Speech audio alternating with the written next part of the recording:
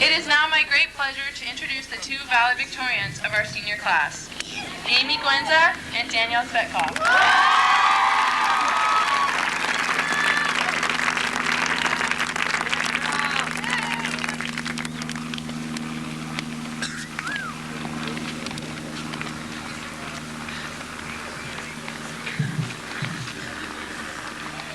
Amy and I were perplexed about how to present our final adieu to the class of 1991 and distinguished guests. We could, I suppose, dazzle you with the awe-inspiring vocabulary amassed in the formidable and arduous classes at Redwood. We could launch into the class of 91's lofty list of ambitions for the future. But to dump a pompous clump of verbiage on 2,000 of our dearest friends and family would be oh so boorish and plebeian. Redwood just ain't like that. The knowledge we gained in our classes will surely stay with us for a few more weeks. But those classroom memories, like portraying the dead Julius Caesar by lying on the floor for 50 minutes and interviewing complete strangers with the eye search paper, do not constitute the majority of our memories. The 35-minute lunch breaks spent on this lawn shape our images of Redwood more than any chemistry lab could. When we first walked onto this lawn as freshmen, it took us quite a while to find a comfortable location. Was the pathway cool? Would we look like nerds when we sat over by the gym? Would we be too conspicuous in the center of the lawn? We finally settled under a willow tree in an area not quite in the boonies, but sheltered enough to gawk unnoticed at the upperclassmen sitting in the senior nook. We studied their behavior, preparing to emulate it in 3 years. We saw them hop into their cars at the beginning of lunch and return at the end. They were cool. They could drive.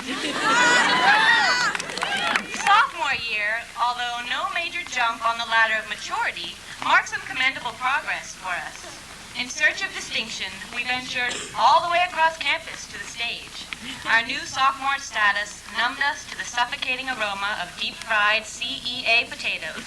We even endured food fight warfare between cross-country and crew, learning to dodge juicy oranges and flying pasta with a single bound. We suffered because it was safe, a familiar haven. As juniors, we could finally claim the title of upperclassmen. The absence of PE in our schedules meant no more mid-morning perspiration, but as a trade-off, we suffered the increased academic rigor.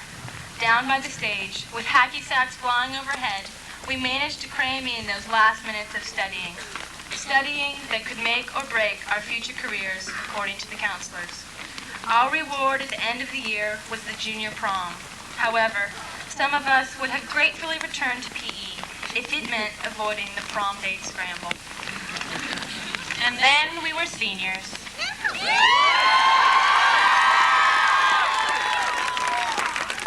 Finally, we were the ones congregating on this amphitheater in a show of senior camaraderie to take the senior yearbook photo.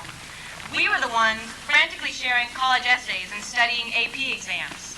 Finally, we plotted the senior pranks, like the eggs and the golf balls, rather than suffering them. We organized the ball, we swapped the dresses, and we spread the gossip that counts here at Redwood. Most important, we settled in the senior nook. On any given day at the nook, a senior can be found, reclining in senior splendor. Barnays, bare feet, and a smug grin. We've got our one sturdy table, seating 6, and an accessorized bench adorned with all brands of gum, spray paints, and Chiquita banana stickers. From our bench, like from a throne or pedestal, we can turn a heavy head and scope the campus. Today we look out upon the lawn as seniors for the last time, recalling images of the past and foreseeing the future. So to you, upcoming seniors in the class of 1992, we give our throne, free reign of the lawn, and some insight into your futures here. All seniors like to believe that they leave a lasting impression on Redwood, but in truth, it is Redwood that leaves the lasting impression on you.